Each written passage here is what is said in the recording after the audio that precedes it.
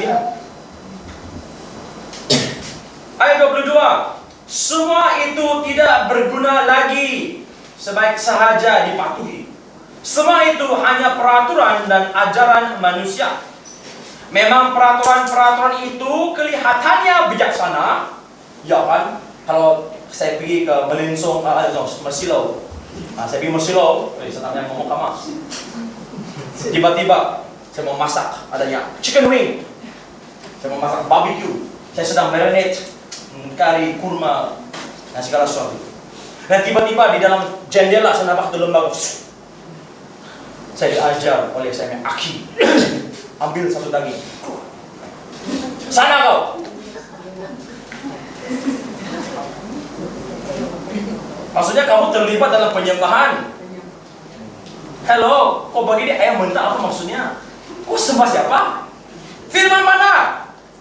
Deuteronomi bab 50 ayat 50. Kalau kau nampak lembaga di hutan, bagi dia ayam, kongsi.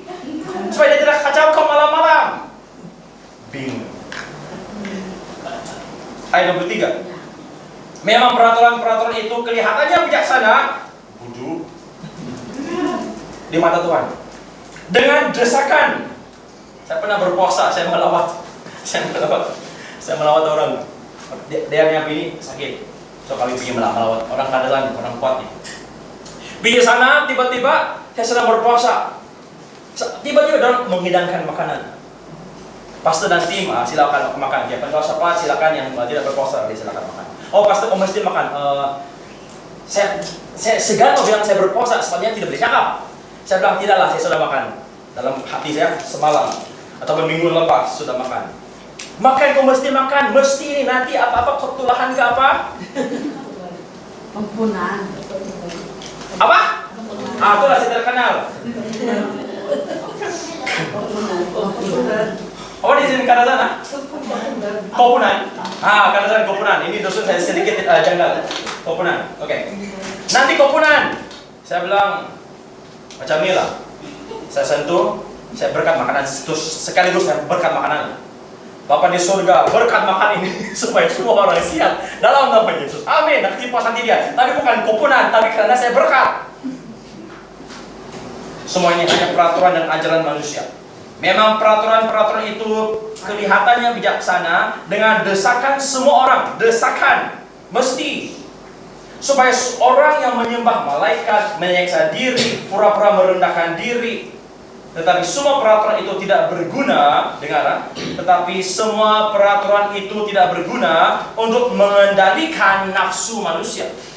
Yang tidak ada kuasa membawa transformasi. Yang tidak ada kuasa untuk lepaskan kita daripada cengkaman Aramaiti, lepaskan kita daripada hasutan pornografi. Kau boleh buang ayam sama si lembaga, kau tetap dalam ketakutan. Hello? Itu mau makan tetap ikut. Tiba-tiba, kau percaya kan nih? Guys, kau percaya kan? Kalau kau naik ke Kundasang, kau bawa ayam berlambak di belakang, kau akan ditarik. Percaya nggak? Kau tahu banyak kali dulu bila saya melayani selama 2 tahun lebih, selalu jemaat di sana pagi mentah daging, buah-buahan. Saya di sana kosong dengan urapan dan kuasa dengan firman. Mereka kasih penuh saya mevigo dengan buah dan juga daging mentah. Tidak pernah saya rasa ditarik. Tidak pernah. Karena saya tidak percaya. Dia ada dalam firman Tuhan. Hello. Reformasi, everything has to go.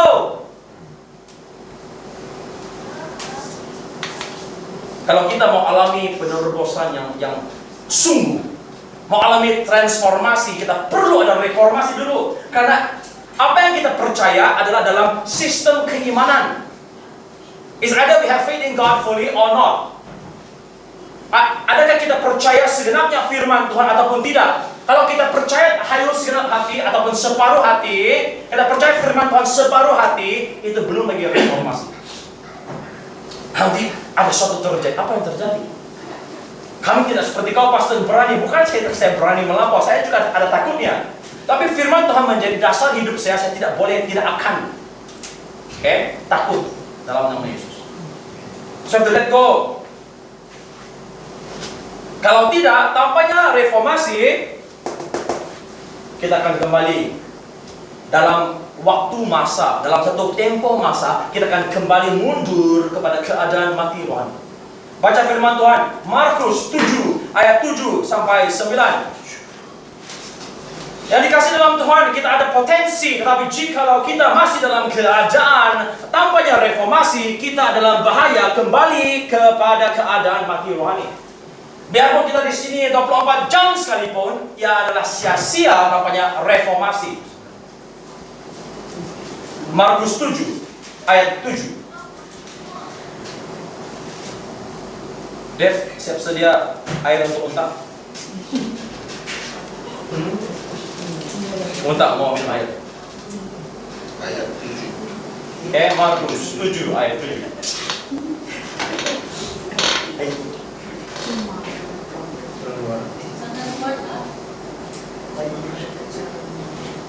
Dapat?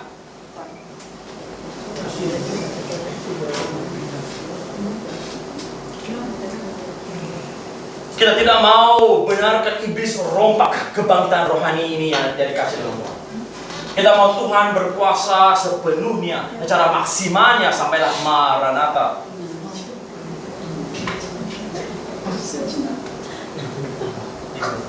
Ini dua unta. Ada gendol dua. David, balik.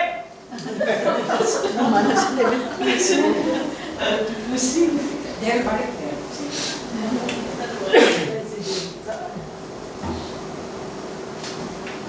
Oke, mari kita baca Markus 7, 1, 2. Percuma mereka beribadah kepadaku, sedangkan ajaran yang mereka ajarkan ialah perintah manusia.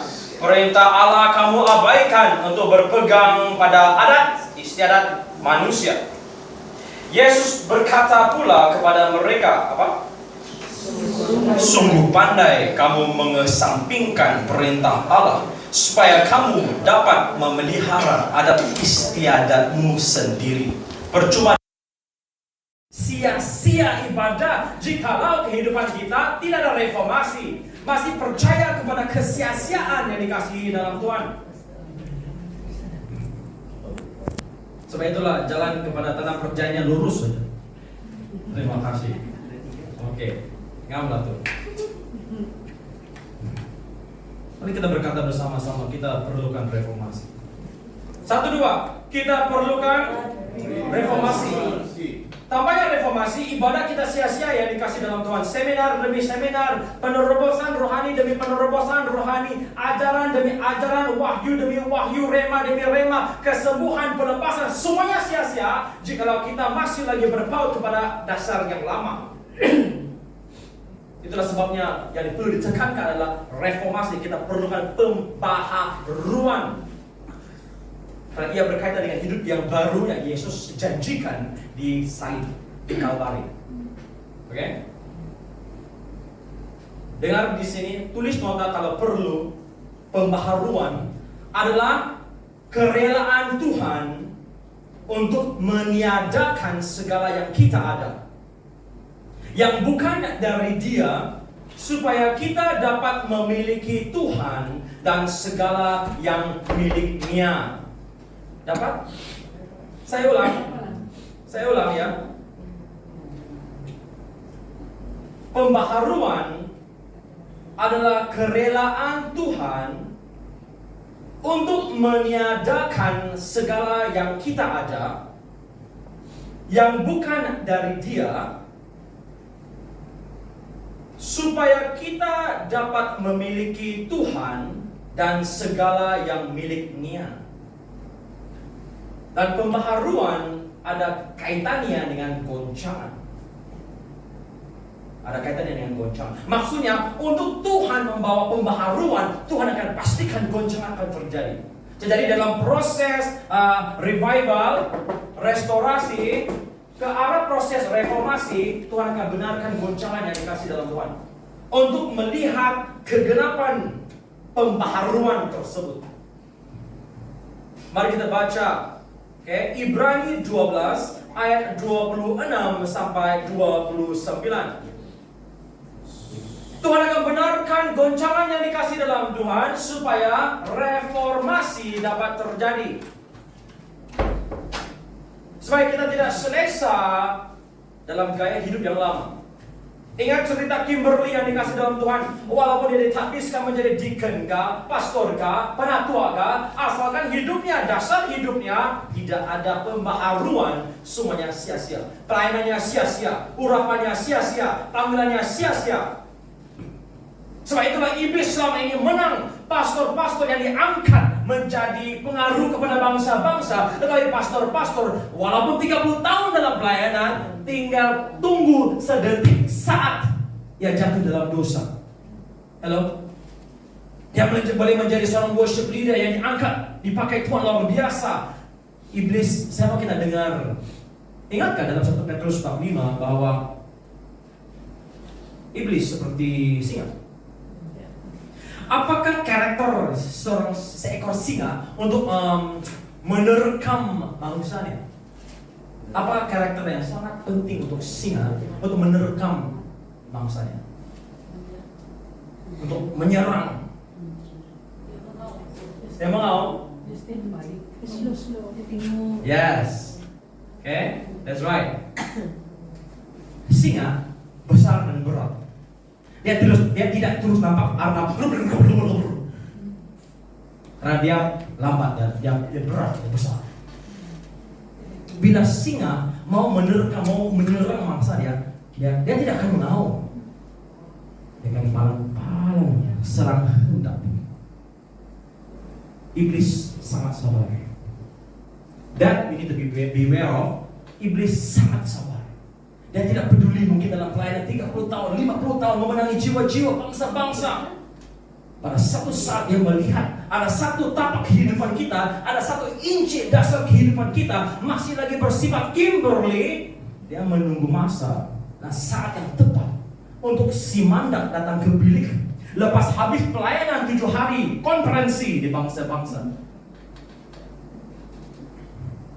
dia akan mengutus si Kimberly datang kepada bilik Reverend, bukan Reverend Augustine, Reverend XYZ.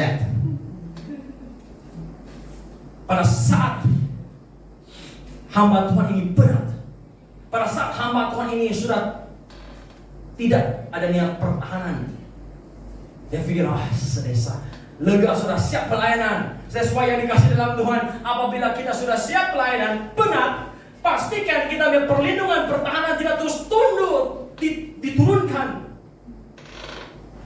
Berdoa sebelum pelayanan, berdoa sewaktu pelayanan, balik rumah doa lagi dan sucikan diri. Jangan biar itu momok ikut kau dan membesar bersamamu dan tinggal dengan dalam rumahmu. Saya suka sesuatu yang Reverend kongsi seminar yang lalu. Dia bilang yang dikasih dalam Tuhan kita perlu disucikan di luaran dan di dalaman. Mungkin kita sudah disucikan di luaran, 2 Korintus 7 ayat 1. Tetapi yang dikasih dalam Tuhan, jika kita tidak sama pentingnya, tidak sama disucikan di dalam hati ini yang dikasih dalam Tuhan, kita boleh lagi jatuh dalam dosa. Sebab itu Reverend terlibat dalam pelayanan counseling, ya. So kita semua tahu selok belok si iblis dan pastikan hidup kita tidak ada celah. Oke? Yang dikasih dalam Tuhan. Jikalau kita tidak tunduk, tidak taati Tuhan pada waktu ini, yang Tuhan mau bawa adalah reformasi, Tuhan akan membawa goncangan untuk memastikan kebangkitan kali ini tidak akan mati lagi. Karena Tuhan mau kebangkitan ini sampai kepada ledakan maksimalnya, karena tanpa ledakan rohani, kebangkitan rohani yang dahsyat ini, dia tidak boleh kembali. Kerinduan Tuhan adalah untuk jiwa-jiwa diselamatkan. Kerinduan Tuhan adalah gereja yang mulia supaya dipakai oleh Tuhan menjadi penjangkau. Tuhan tidak boleh datang tanpa melihat jiwa-jiwa dimenangkan. Oke? So yang dikasih dalam Tuhan untuk kalau kita taat, kita akan diganjarkan karena ketaatan kita. Tapi kalau kita tidak rela, Tuhan akan membawa goncangan untuk memastikan kita selarikan hidup di dalam gerakan seterusnya, yaitu reformasi. Oke, Ibrani 12, 26 sampai 29. Goncangan. Jangan tunggu digoncang baru kita meresponi yang dikasih dalam Tuhan. Karena ia sangat sakit kalau kita tidak taat sekarang. Jangan tunggu rotan Tuhan baru mau bergerak dengan Tuhan. Oke, Ibrani 12:26. Oke, sudah ada sana.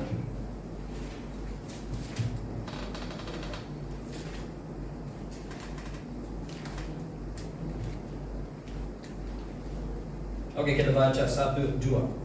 Waktu itu suaranya menggoncangkan bumi, tetapi sekarang ia memberikan janji. Mau menuntut janji? Ada satu janji Tuhan di sini, dia pasti tepati. Apakah janji tersebut? Satu kali lagi aku akan menggoncangkan bukan hanya bumi sahaja, melainkan langit juga.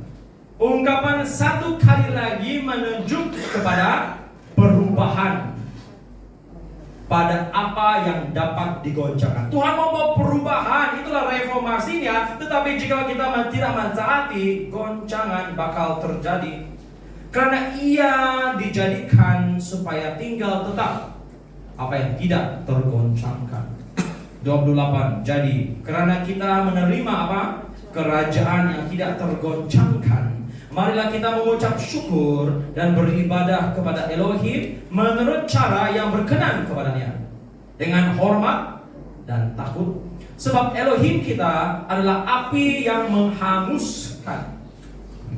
Api membakar, api juga menghanguskan. Yang dikasih dalam Tuhan, sebelum goncangan, marilah kita relakan diri untuk reformasi, pembaharuan, lepaskan segala dasar-dasar yang salah, dasar keimanan, percaya yang salah, tahayul, superstition, apa yang telah diturunkan oleh nenek moyang, yang bukan menurut Kristus. Lepaskan segala yang dikasih dalam Tuhan. Tidak lagi cakap kepada, dimana tahu tiba-tiba kawin sudah pas Agatha, dia pregnant, nanti kamu ulang lagi, jangan kau makan kicap pas Agatha, kita mana kau? Come on lah, Revival Church. Mana boleh itu keluar daripada mulut kita yang selaku jemaat di sini? Ini hentikan dalam cinta. Rela untuk pembaharuan sebelum goncangan ataupun dirotan Tuhan. Mari kita baca satu contoh reformasi yang sakit bila gereja gagal untuk menangkap lawatan Tuhan. Mari kita pergi ke Yohanes bab 2. Relakan diri yang dikasih dalam Tuhan. Selarikan hidup pribadimu, selarikan pelayananmu, selarikan bisnismu, selarikan hubunganmu dengan pembaharuan sebelum rotan Tuhan menimpa. Yohanes bab 2 ayat 13.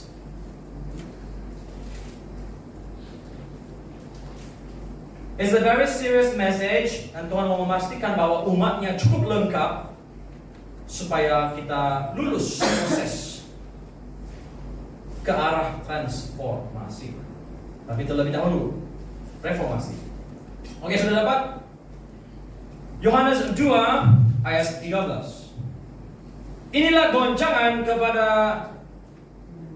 gereja jikalau kita tidak rela untuk pembaharuan. Kita baca di ayat 13, 1-2. Ketika hari apa? Raya Paskah orang Yahudi sudah dekat. Paskah maksudnya Passover. Passover maksudnya apa maksud Passover? Restorasi, Passover itu reformasi. Paskah, Passover. Marilah kita ke tahap seterusnya.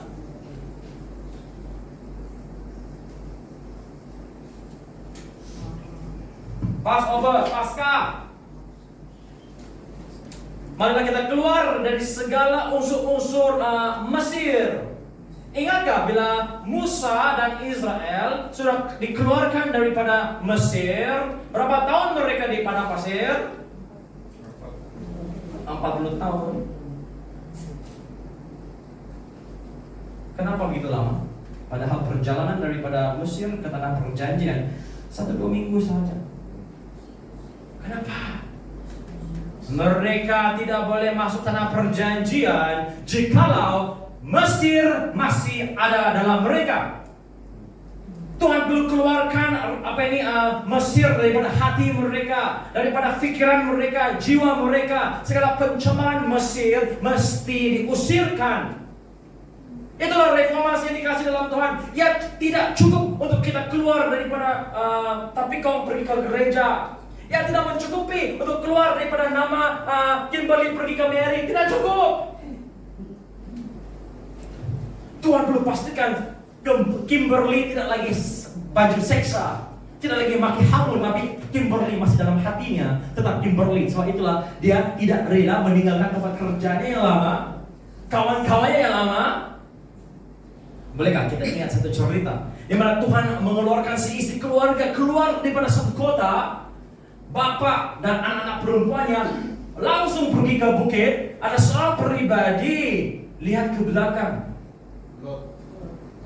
Istri Lot, karena walaupun jasmaninya secara jasad dia keluar daripada Sodom dan Gomora, tetapi hatinya di mana? Hati istri Lot masih berada di Sodom dan Gomora. Itulah reformasinya yang dikasih dalam Tuhan.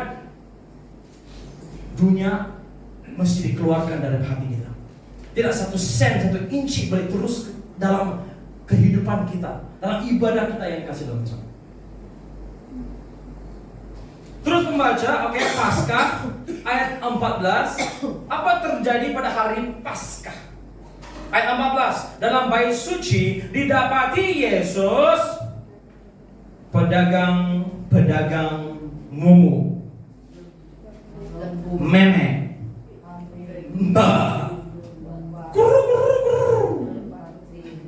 dan dolar. Bukan bunyi retaka maberataka itu kom maberataka. Kami rindu Tuhan, kemuliaan Engkau dinyatakan. Sebab itulah di Keluaran 33 ayat 13 dan 16 Musa mengatakan, Tuhan nyatakan kemuliaan Engkau. Tanpa Engkau menyertai kami ke tanah perjanjian, kami rela mati di sini. Amazing. Musa yang dijanjikan menjadi seorang perwira, seorang hero. Dia bilang, Tuhan, I don't care about being a hero. Yang saya mau adalah Engkau menetap dengan kita, dengan kami, pergi bersama-sama. Bagi Musa, tanah perjanjian adalah penyertaan Tuhan. Haleluya.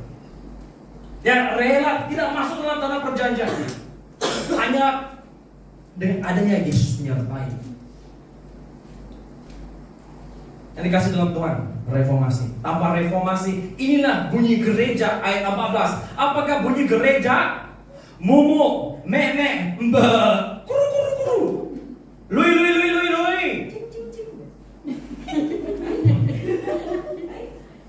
Yang dikasih dalam Tuhan, itulah gereja yang Tuhan tidak ada tekanan. Apa Yesus lakukan? Oh, lepas dia tulis notis, I give you 1 month eviction notice. Saya kasih kau 1 bulan kau caw. Apa Yesus lakukan? Yang membuat cambuk dari tali, lalu mengusir mereka semua dari bait suci dengan semua meme, mumu, cing. Dihamburkannya ke tanah dan meja-meja mereka diterbalikkan. Kepada pedagang-pedagang merpati itu, apa dia kata? Ambil semuanya ini dari sini. Jangan kamu membuat rumah Bapakku menjadi tempat berjualan. Maka teringatlah murid-muridnya bahwa ada tertulis, cinta untuk rumahmu menghanguskan aku. Apa yang akan membuatkan kita menginginkan dan rindu untuk reformasi adalah cinta untuk Tuhan. Adakah cinta untuk Tuhan itu besar sehingga ia menghanguskan kita, membakar kita, di mana kita sanggup untuk melepaskan mumu, meme, cing. Jangan seperti Markus 10 anak muda yang kaya. Tuhan bilang pilih saya ataupun meme, mumu, cing. Saya bilang banyak di rumah saya meme, mumu dan cing. Saya tinggalkan Yesus. Ini cambuk ayat 15. A whip. Bukan satu apa yang cambuk dalam bahasa Melayu cambuk cepeti. Cemeti. Capati sudah masuk otak. Cemeti. Ini cemeti di ujungnya Yesus letakkan paku 6 inci yang sama yang dia di yes. Yang dikasih dalam Tuhan. Itulah caranya Yesus inginkan reformasi. Cinta yang sama membawa Yesus untuk dicambuk. Cinta yang kita harus ada juga untuk melepaskan segala yang lama, yang biasa, yang daging yang dikasih dalam Tuhan, yang Kimberly. Marilah kita kembali kepada panggilan asal kasih semula yang dikasih dalam Tuhan. Alihkan segala yang tidak ada kaitan dengan Tuhan dan jadikan rumah Tuhan. Apakah rumah Tuhan? Tubuhmu dan tubuh saya.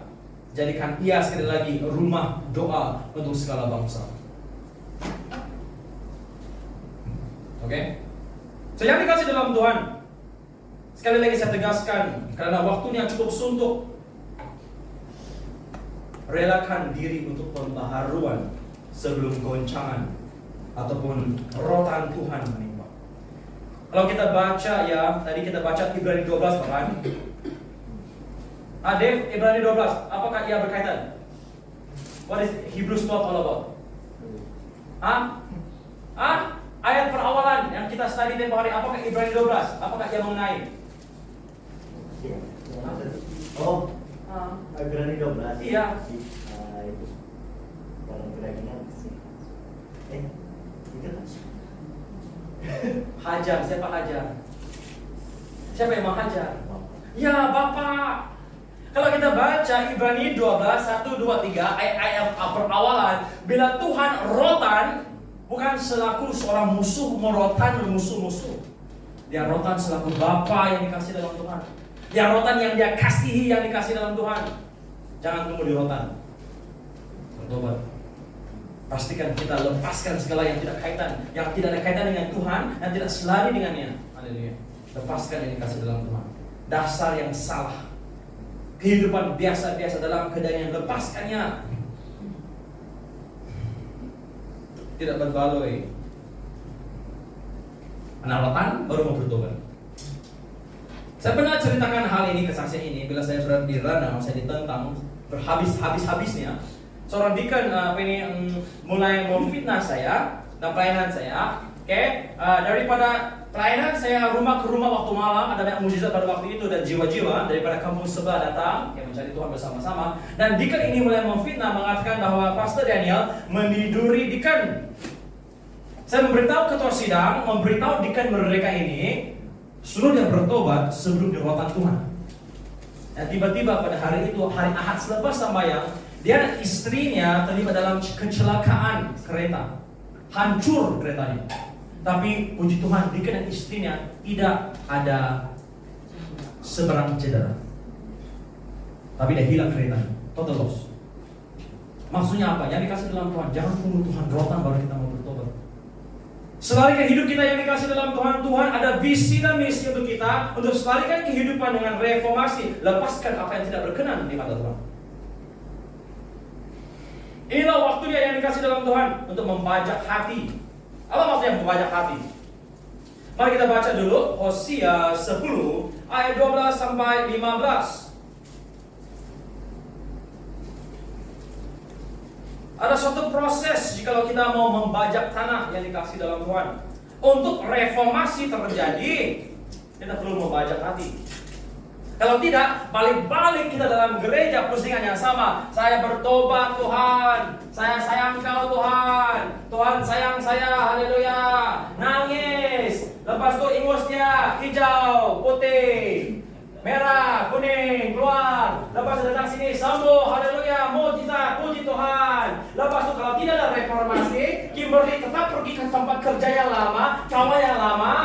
Dia akan kembali ke sini lagi. Oh, minta maaf Tuhan, saya berdosa lagi. Saya balik lagi hidup Kimberly. Balik. Lepas Tuhan bilang, saya maafkanmu, aku mengasihi engkau. Oh, putriku. Oh, Dia kembali lagi, haleluya, melayani lagi, puji Tuhan. Tapi kembali ke rumah Kimber. Balik-balik nih kayak mati kok masih di sana. Reformasi.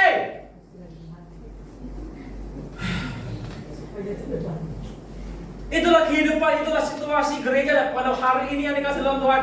Balik-balik orang yang minta kesembuhan adalah orang yang sama. Dari anak darah sampai jadi bini orang, jadi cucu, cicit, nenek moyang orang. Masih lagi muka yang sama. Domba tua, kambing tua. Inilah waktunya untuk kita alami reformasi. Kita keluar menjadi berkat. Reformasi maksudnya bukan saya terima. Saya memberi sekarang. Bukan mendengar, oh Pastor Peter mujizat ini, oh Pastor Peter pergi hospital sana, seorang sembuh. Iya, cepat tangan. Dan Tuhan bilang, kau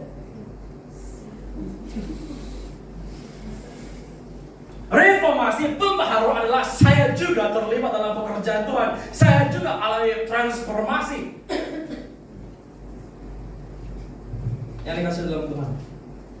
Saya hanya ingin lafazkan apa yang saya dengar dari alam surga. Waktu kita singgah, kita perlu meresponi karena Tuhan sedang melakukan sesuatu yang dahsyat. Mari kita baca Hosea 10 ayat 12. Kenapa hidup kita tidak berbuah? Kenapa hidup kita berbalik-balik macam itu? Tidak ada penerobosan. Ada seorang hamba Tuhan mengatakan bahwa seorang Kristen tidak layak menerima Injil kali kedua. Seorang Kristen tidak layak menerima Injil kali kedua.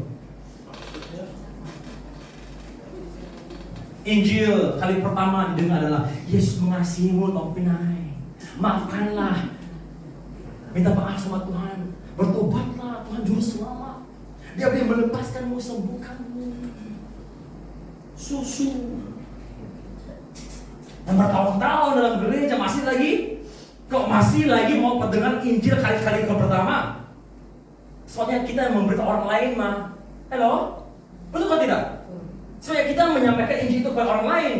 Wah, kita balik-balik kau saya kita hai ho. Coba di sini adalah murid-murid Kristus. Sebab itulah 12 rasul selalu saling berterbuka. Tapi selalu mereka keluar adanya buah. Haleluya, ada buah, amin. Paulus pun dia walaupun seorang rasul yang dahsyat, tetapi dia tetap kembali ke Yerusalem waktu seminar tahu. Untuk tanya, Paulus ada masalah mengenai doktrin sunat. Paulus mulai memenangi jiwa-jiwa bukan Yahudi. Dan tiba-tiba adanya persoalan, adanya isu. Orang yang tidak Yahudi pun perlu disunatkan seperti orang Yahudi kan? Sebab itu mereka perlu, Paulus perlu membawa situasi ini kepada Petrus ke Yerusalem. Petrus dengan semua penatua-penatua yang lain, dengan semua rasul-rasul yang asal, ada satu soalan, ada situasi ini di bangsa bukan Yahudi, adakah satu kewajiban untuk mereka disunatkan untuk menerima keselamatan? Petrus, karena perwahyuan itu adalah kepadamu, katakan kepada kami, apakah yang Yesus katakan kepadamu? Dan mereka memberikan persahabatan kanan kepada Paulus. Paulus teruskan menjangkau jiwa-jiwa bukan Yahudi, tidak wajib sunat. Jangan menjadi sandungan bagi mereka. Oke? So jadi kasih dalam Tuhan, adanya perlu untuk kita bersatu, yes. Tetapi ada waktunya kita perlunya meresponi Injil. Jangan hanya dengar Injil, jadikan Injil itu. Be the gospel of Christ. Sebab itulah Injil menurut Matius, Injil menurut Lukas. Ia adalah Yesus yang sama yang dikasih dalam Tuhan. Mari kita baca Hosea 10 ayat 12. Marilah kita alami reformasi, bukan balik-balik kita yang didoakan. It is time, masanya untuk kita mendoakan orang lain dan alami mujizat itu secara pribadi. 10 ayat 12, 1, 2. Menaburlah bagimu, saya baca dalam bahasa Indonesia, sesuai dengan keadilan. Menuailah menurut kasih setia. Bukalah, maksud bukalah adalah bajaklah. bagimu tanah baru, sebab sudah waktunya untuk mencari Tuhan sampai datang dan menghujani kamu dengan keadilan. Yang dikasih dalam Tuhan, tanpa hujan Roh Kudus, kebangkitan rohani tidak boleh melanda sampai ke tahap maksimal matang. Contohnya, kalau kita mau membajak tanah dalam keadaan macam mana? Kalau mau membajak tanah dalam keadaan keras, betul? Oke. Bolehkah saya menanam di atas tanah yang keras? Tidak boleh. Saya perlu membajak dulu ya. Kasih hancur tanah itu, baru saya boleh tanam menanam, betul? Reformasi sama seperti itu. Jika kita mau mengalami reformasi, keadaan hati kita yang keras perlu dilembutkan untuk menerima benih firman. Kalau dasarnya salah, kalau dasarnya keras, kita tidak mampu menanam apa-apa. Halo? Jadi dasarnya reformasi atau pembaharuan. Dia bilang di sini, bukalah bagimu tanah yang baru. Maksudnya bajaklah tanah itu sampai boleh tanam menanam. Barulah Tuhan boleh menghujani. Kalau Tuhan hujani tanpa tanah itu dibajak, sia-sia. Betul atau tidak? Untuk Tuhan melakukan pekerjaannya tanpa had, untuk Tuhan melakukan pekerjaannya secara kepenuhan, haleluya. Dasar hati ini perlu dibajak. Kita perlu, siapa yang membajak? Kita sendiri. Kita sendiri bajak tanah sendiri, Pak. Keadaan hati kita adalah inisiatif usaha kita sendiri. Mau meresponi atau tidak? Kau berlama tahun Kristen di dalam gereja, dalam pelayanan, keadaan hati seperti tanah yang tidak dibajak, patutlah tidak ada buah. Tuhan boleh membawa kesegaran daripada hadirat Tuhan.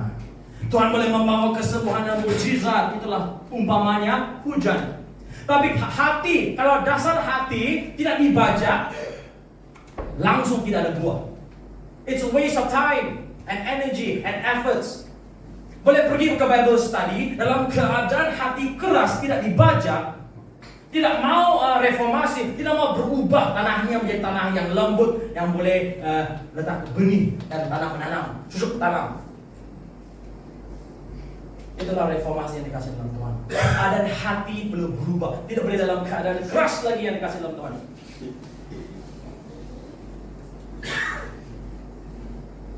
Menabur bagimu sesuai dengan keadilan.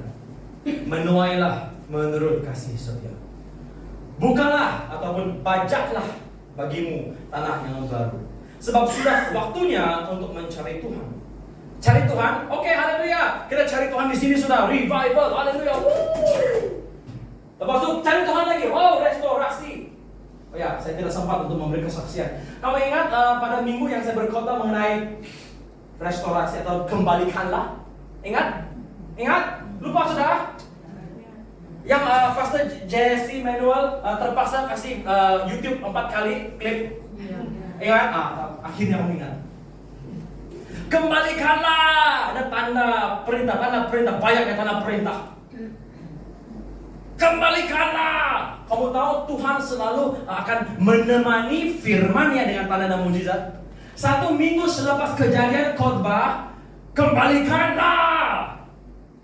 Saya kehilangan dompet dan segala IC, license, semua ATM, semua yang dokumen penting hilang dalam saya punya dompet itu. Waktu saya subuh pukul 4 pergi isi minyak, dan tiba-tiba tercicir tidak tahu kemana. Saya bilang, oh Tuhan, gue mau buat susah prosesnya lagi nih, mau bikin license lah, ATM card lah, tidak masal mau buat semua ini. Saya mulai berdoa, Tuhan, utuskan malaikatmu untuk peliharakan dompet saya, dan utuskan orang Samaritan yang baik untuk jumpakan saya berdoa. Saya doa hari ini, hari keesokannya belum ada berita, tiada orang chat. Saya chat semua kawan-kawan saya di area ini sampai area ini, kamu nampakkah?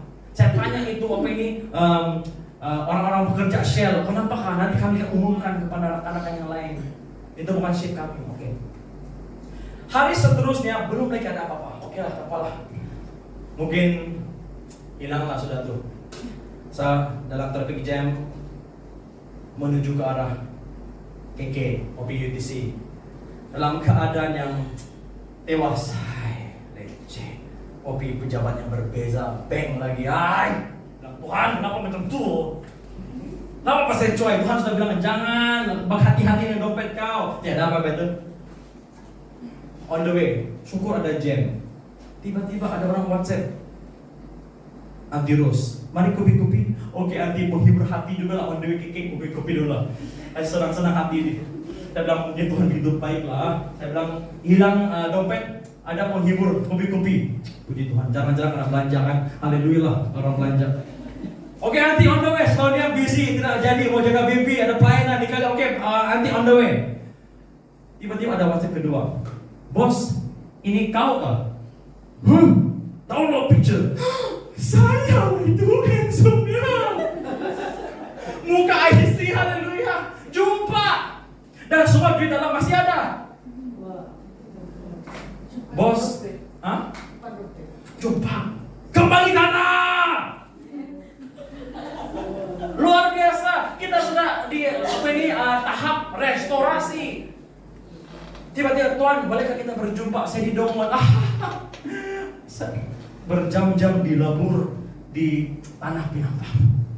Dengan tangisan, dengan doa, dengan menengking.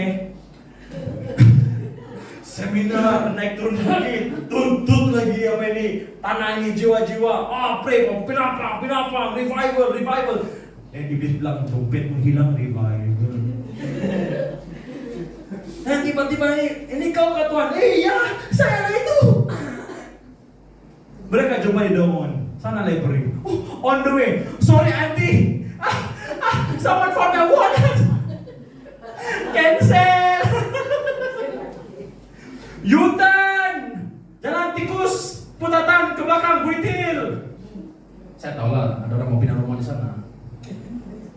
Dan tiba-tiba, Tuhan, kamu tahu kalau sebenarnya kan dompet ini, saya ambil berak siapa ini? Waktu itu banjir, kereta saya tidak bayar radu, sana SK Bahang. Jadi saya kasih parking kereta saya lah, kereta banjir kan. Dan tiba-tiba mata saya nampak, ada dompet. Dia kutip dompet saya. Dan dia buka, mana IC dia? Dia cari mana IC dia. IC, ATM card. Dia pungut-pungut. Makan saya. Karena akan ditahan. Sebab itu ada tanda sudah bengkok sedikit tapi Tuhan jumpa. Apa yang terjadi? Duit di dalamnya pun masih di situ, tidak disentuh. Kembalikanlah. Tidak satu ringgit pun hilang. IC, bank account semua, ATM semua di situ lah. Sebenarnya kan kalau dompet disidai 24 jam. Tiada orang ambil, tiada orang nampak. Tuhan benarkan orang Samaritan.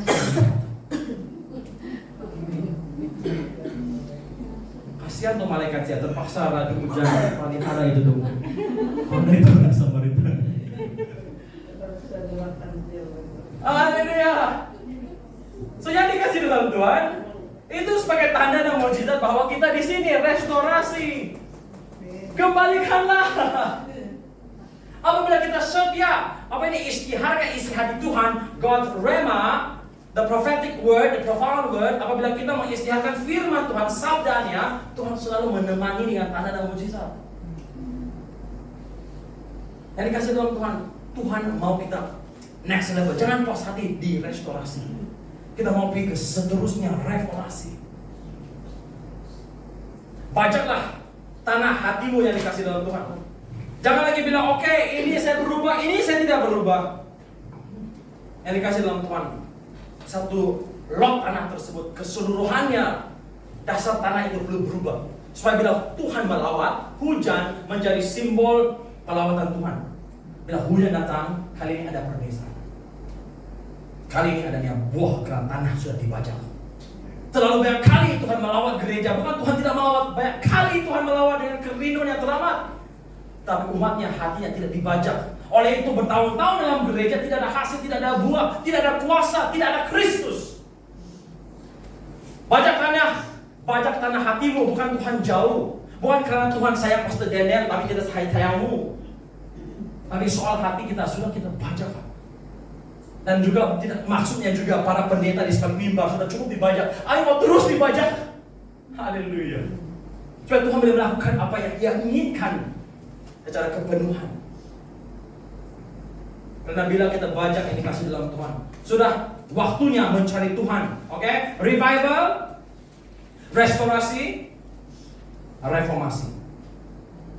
Waktunya untuk mencari Tuhan sampai Ia datang. Wow! Dan menghujani kamu dengan keadilan. Do you see the transformation there? Transformasi bila hati dibajak, Tuhan merawat dengan hujannya dan buah dan bunga mulai bertumbuh. Transformasi daripada tanah yang manjur, tanah yang kering kontang, yang keras, tiba-tiba menjadi taman bunga. Tiba-tiba menjadi taman buah. Taman yang menyerlahkan keindahan Tuhan. So yang dikasih dalam Tuhan. Kenapa kita masih dalam keadaan pasir, padang pasir? Karena kita belum bajak hati. Don't be distracted yang dikasih dalam Tuhan. Dan satu perkara saya perlu membawa kepada perhatian kita. Di sini akan ada serangan. Di pertengahan revival restorasi adanya penentangan serangan iblis, namanya distraksi. Waktu inilah saya melihat iblis mulai membawa distraksi. Hati yang segenap memberi Tuhan segalanya, on fire for Jesus, all out for God, tiba-tiba distraksi yang kemari.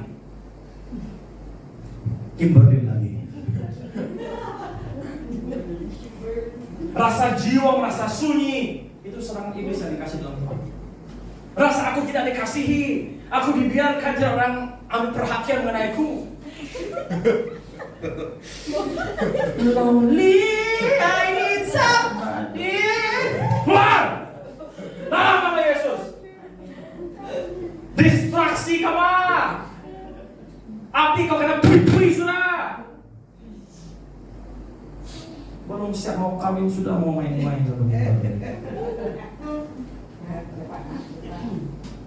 Fokus! All out for Jesus.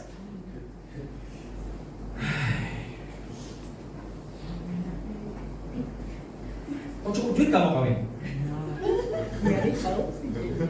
Kau sudah apa ini menjelajah bangsa-bangsa untuk membawa Injil? Sudah kau kena ludah oleh orang karena ditolak oleh satu kampung, dua kampung, tiga kampung? Sudah tak kau diserang oleh nyamuk tanpa mami kau pukul mosquito untuk kamu?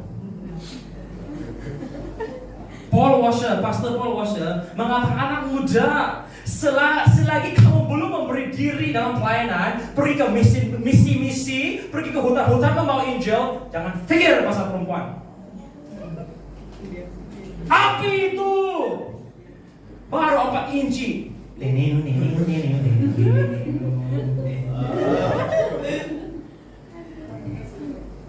Dan pergi mana?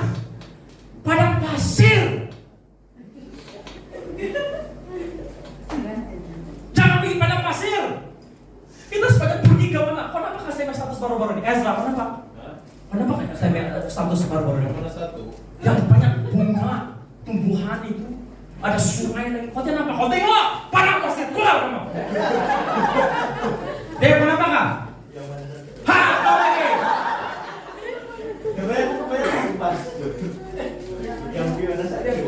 Yang banyak hutan-hutan itu. Banyak pokok-pokok. Oh, ada makanan. Tiba-tiba lah kau ini misi palsu ini. Ada. Apa? Hah? Mana? Yang gambar pastor sama family pastor yang ada pokok-pokok di belakang. Syukur kau masih boleh diselamatkan. Yang dikasih dalam Tuhan, don't be distracted. Ini adalah waktunya bukan untuk jadi pacar. Nanti pacar.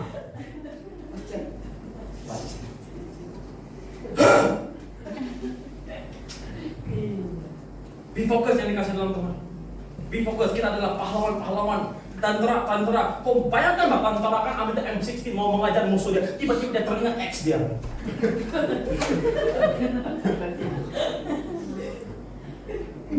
Komandannya bilang, mari kita berperang mengambil tanah baru.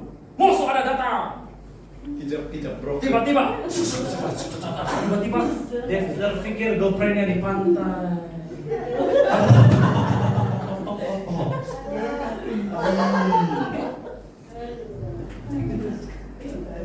Kita dalam peperangan rohani, kita mau memenangkan bangsa ini. Kita mau melihat penerobosan yang dahsyat. Kau kan jumpanya bilang kita di climax. Disitulah saya jumpa istri saya. Kalau kau mau jumpa istri dari Tuhan, kau akan jumpanya di climax kebangkitan ini.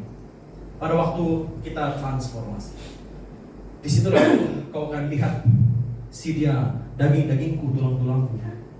Bukan lihat dengan susuk badan, seksanya.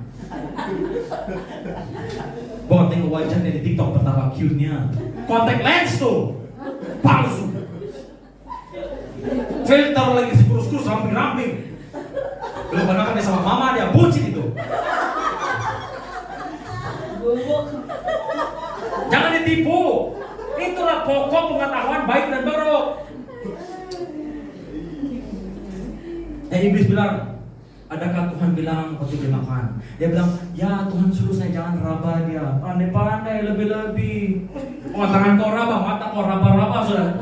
Pinggangnya kalau satu hari saya pinggang ini itu.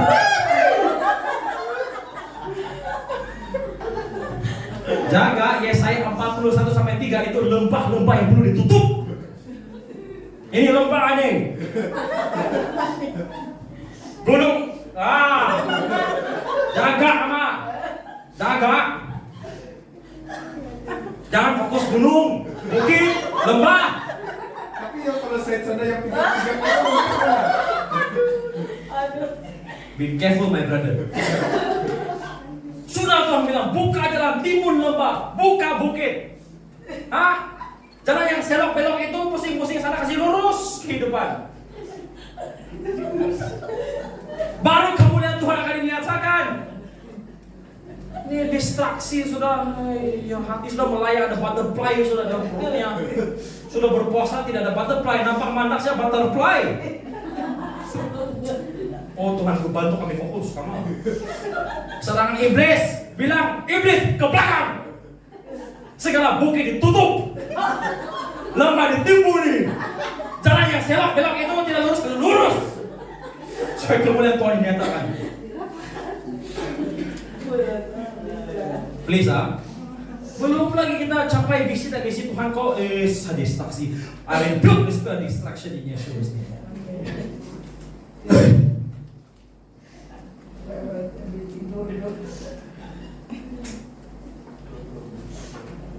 Mari kita baca Hosea 6 ayat 6. Haleluya. Fokus, stay fokus. Kau mau mangga manis, masak. Kok tuai dia hijau-hijau kenapa?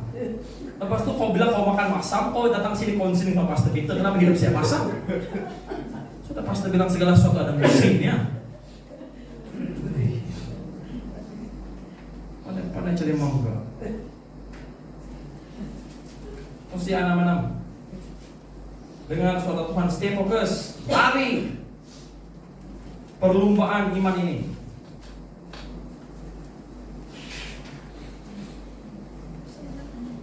Dapat? Saya mau baca daripada berita baik, oke?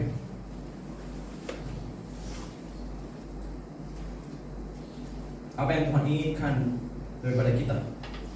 Saya baca daripada berita baik. BM. Hosea 6:6. Aku lebih ingin kamu mengasihi aku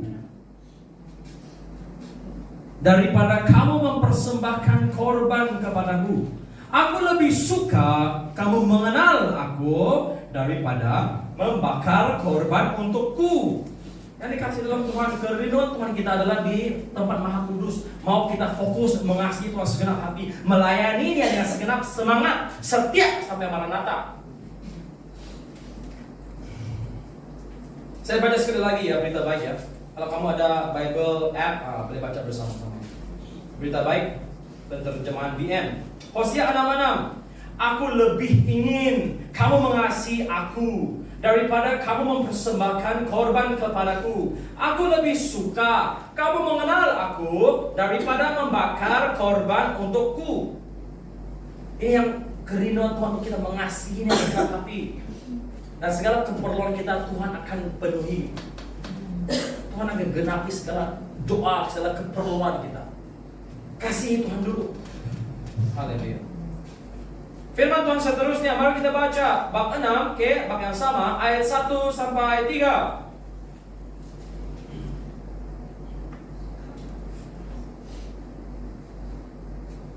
Jadi, kalau karena distraksi, ayat 1. Mari kita akan berbalik kepada Yahweh, sebab dialah yang telah menerkam dan yang akan menyembuhkan kita. Reformasi ya. Adanya goncangan. Tengok sini, kenapa Tuhan menerkam?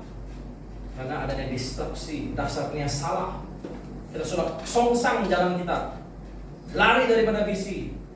So Tuhan akan menerkam, Tuhan akan merotan demi reformasi. Goncangan akan terjadi bukan karena Tuhan benci kita, tapi karena Tuhan sayang kita. Tapi saya menasihatkan kita luruskan kehidupan sebelum Tuhan rotan.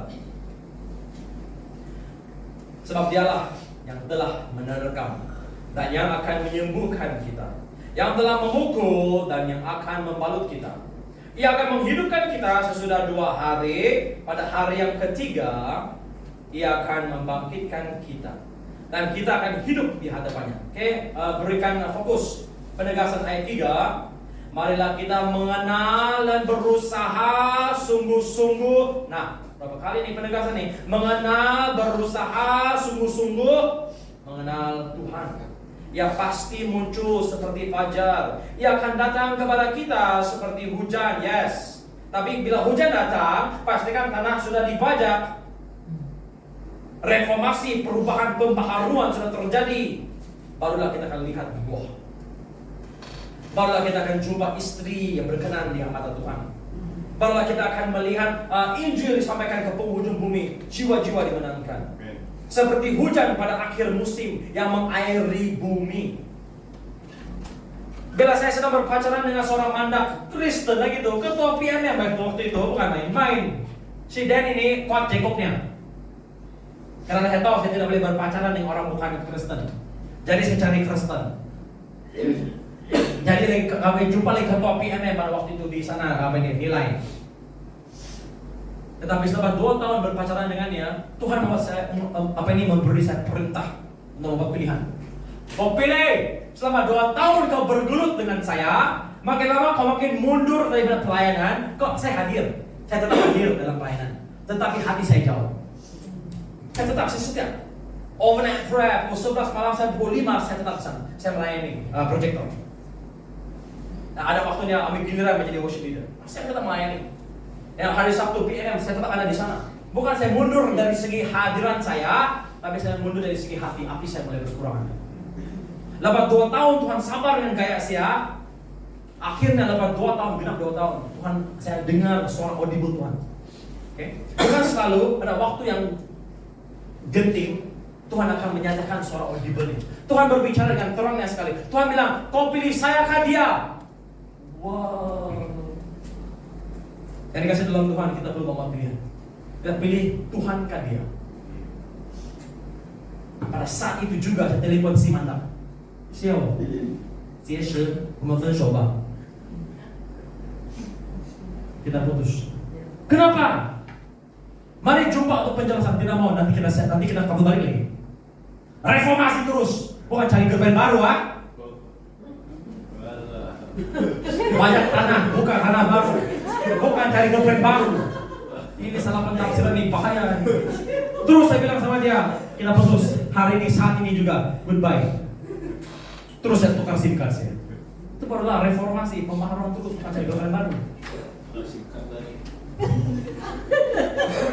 Tukar SIM card tapi Facebook masih on. Iblis licik Pak. Dalam setiap pokok kita dia ada. Di sana aku ada, di sana.